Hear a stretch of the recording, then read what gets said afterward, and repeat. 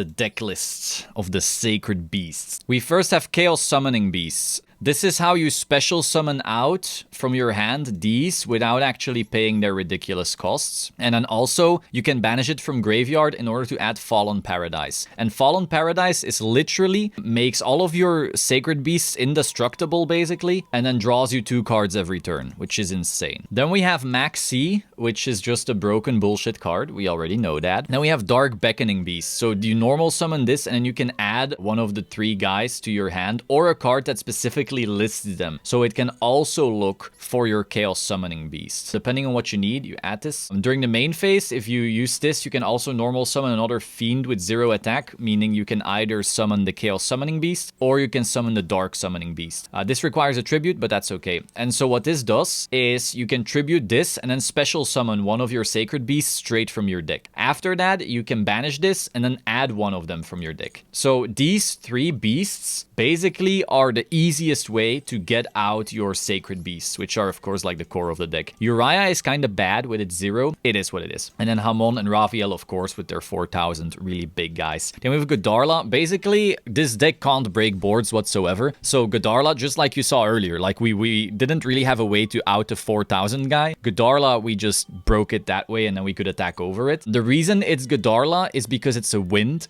and Tri-Brigade often has the wind barrier statue, so you can still break the board under that wind barrier statue. Then we have our 2 Uriah, kind of the worst one, but I don't have a second Hamon, so it is what it is. Then we have Hamon, the big boy, my fave. Yeah, that's right. And then we have 2 Raviel, technically the strongest ones, because you can OTK with this one pretty easily. You can tribute 1 monster and then this gains the attack, so you can tribute Hamon and then this attacks for 8,000, or you can just, you know, attack with Hamon and Raviel. Kind of depends on what you have access to. Then we have Foolish Burial, because Foolish Burial can banish one of your beasts which have graveyard effects. So that's basically like one way to cheat them out. And we have Pot of Extravagance, because our extra, again, don't copy this extra. This extra is just memes. It's a lot of stuff that I can kind of make, but doesn't really come up. The only thing in the extra that we actually make is Armatile the Chaos Phantasm. Now, you could also make the other Armatile, but that comes up even less. Pot of Extrav, totally fine, and you can just make 3 Armatile, and it's unlikely you banish all 3 then, right? Then we have our Dimension Fusion Destruction. So this is how you fuse your Armatile. So you can just activate this off Verte Anaconda, and then you can banish these from your graveyard, or I think from your hand or field. So very easy to then make Armatile, which attacks for 10,000,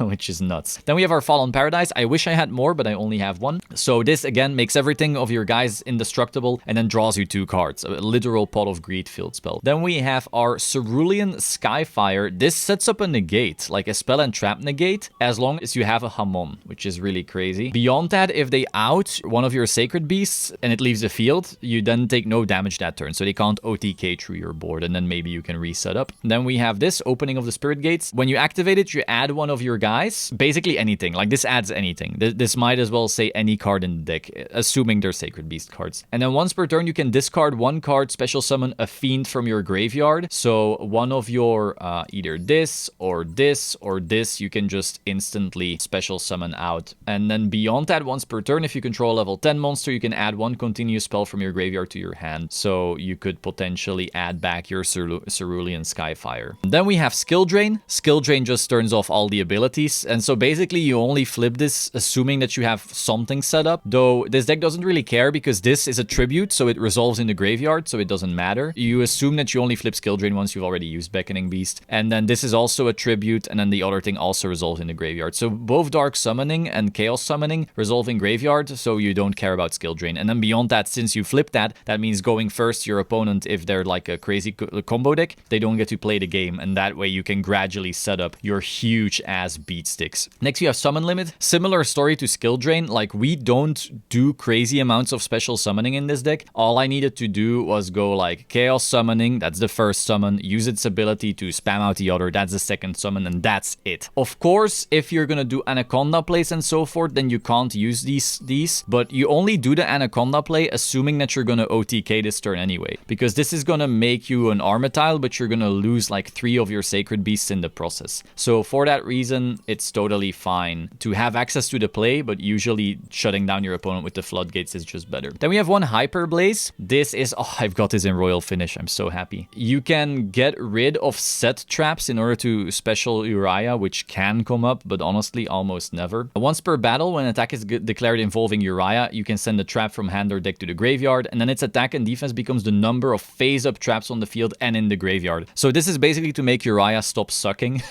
But beyond that, you can also discard one card and then add to your hand or special summon an Uriah, a Hamon, or a Raviel from your graveyard. So this is a continuous Call of the Haunted, basically, for your Sacred Beast. So despite the Uriah stuff, again, Uriah is not the strongest one in here, but despite that, it's still really cool to just have that recursion in this card. And then finally, we have Awakening of the Sacred Beasts. Honestly, the only thing that really matters on here is the 2 and the 3, but you don't often have the 3. But the 2 is negate the activated effects of monsters your opponent controls. So if you get to a game state where you have 2 of your Sacred Beasts, you basically have a skill drain only on your opponent. That is insane. Of course, it's hard to get there. We still run the skill drain, but if they out the skill drain without outing your one guy, and then you get your second guy and flip this, then they're gonna be very, very sad. Beyond that, if you get to 3, any monsters sent to your opponent's graveyard are banished instead, so any graveyard-based thing also just stops working. Beyond that, you saw this in my first game with Sky Striker. Each time your opponent normal or specials a monster, you gain life points equal to it. So you could get to a point where your opponent is like comboing off to out one of your guys on board, and then they notice, damn, this guy has like 20,000 life points. That happens, but overall, the skill drain is really where it's at with this card. Now for the extra, again, don't copy this necessarily because you won't be using everything that's in here. I just put in the things I can theoretically make. So first of all, we have 3 Armatile, the Chaos Phantasm. This is a guy that has 10,000 attack. That's right, 10,000. So if you want like the meme win, you can put your Raviel, Hamon, and Uriah together in order to attack with a 10,000 attack boy. Do note that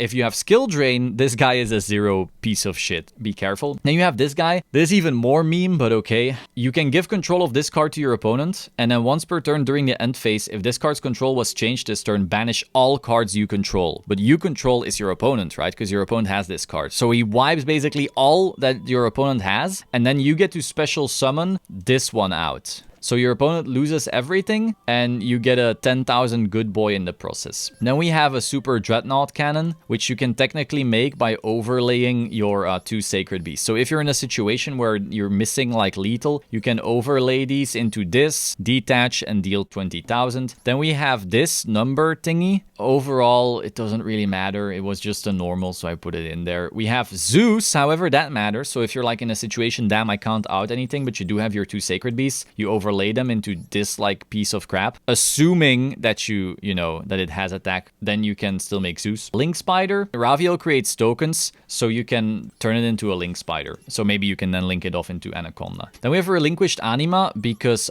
Chaos Summoning Beast is a level 1. So you could technically, if your opponent has a crazy board, right, you normal summon this, you turn it into Relinquished Anima, and then you have access to this guy's graveyard ability, but also you can steal an opponent's monster, which might be good to out their board. Then we have Almirage. This is a way to get either Chaos Summoning Beast or Chaos Beckoning Beast, or even Dark Summoning Beast in your graveyard, because they're all under 1000 attack. You normal summon them, you kill them to then make an Almirage, and now you have their graveyard effect access. Then we have Kerberos. If I have 2 monsters I need to kill something, it exists. IP, same story. Anaconda, however, is pretty cool because it can send your Dimension Fusion, and then that way you now get to make your Armatile. Finally, Unicorn, you don't really make it. That is the Sacred Beast deck. It is very, very fun. I hope you enjoyed this video. Be sure to like, comment, and subscribe, and I will see you soon. Ciao.